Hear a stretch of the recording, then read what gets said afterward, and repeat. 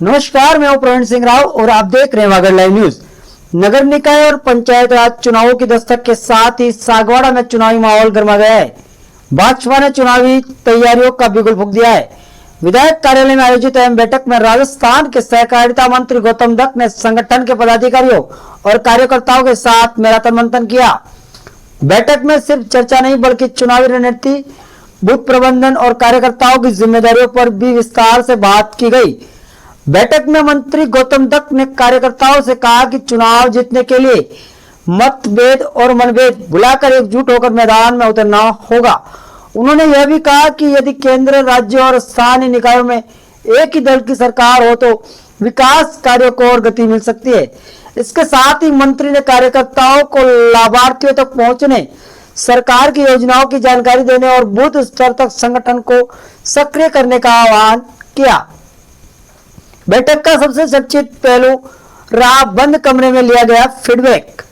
स्थानीय पदाधिकारियों से संगठन की जमीनी स्थिति, चुनावी तैयारियों और जनता के बीच योजनाओं की पहुंच को लेकर विस्तार से चर्चा की गई। इससे साफ संकेत मिले हैं कि भाजपा चुनाव से पहले संगठन को बूथ स्तर तक मजबूत करने पर जोर दे रही है। बैठक के दौरान मंत्री गौतम दत्त ने कांग्रेस पर भी निशाना साधा। उन्होंने कहा कि कांग्रेस शासन में पेपर लीक जैसी घटनाओं से युवाओं का नुकसान हुआ, जबकि वर्तमान सरकार युवाओं के लिए रोजगार और अवसर बढ़ाने का प्रयास कर रही है। यह उनके संबोधन का प्रमुख राजनीतिक संदेश रहा।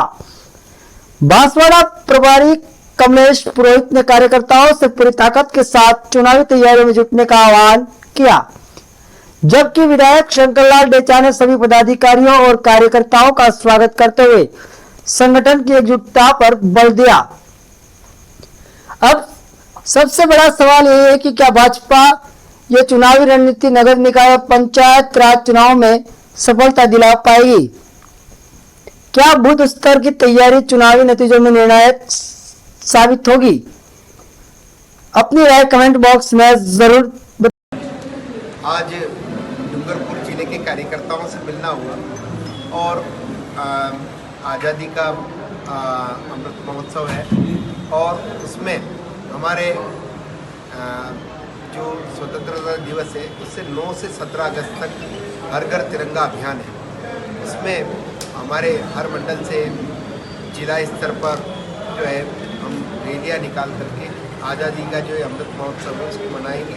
इसके साथ साथ आने वाले पंचायती राज और नगर निकाय के जो चुनाव हैं इनमें हम कैसे अच्छे से चुनाव लड़ सकें, अच्छी रणनीति के साथ चुनाव लड़ें।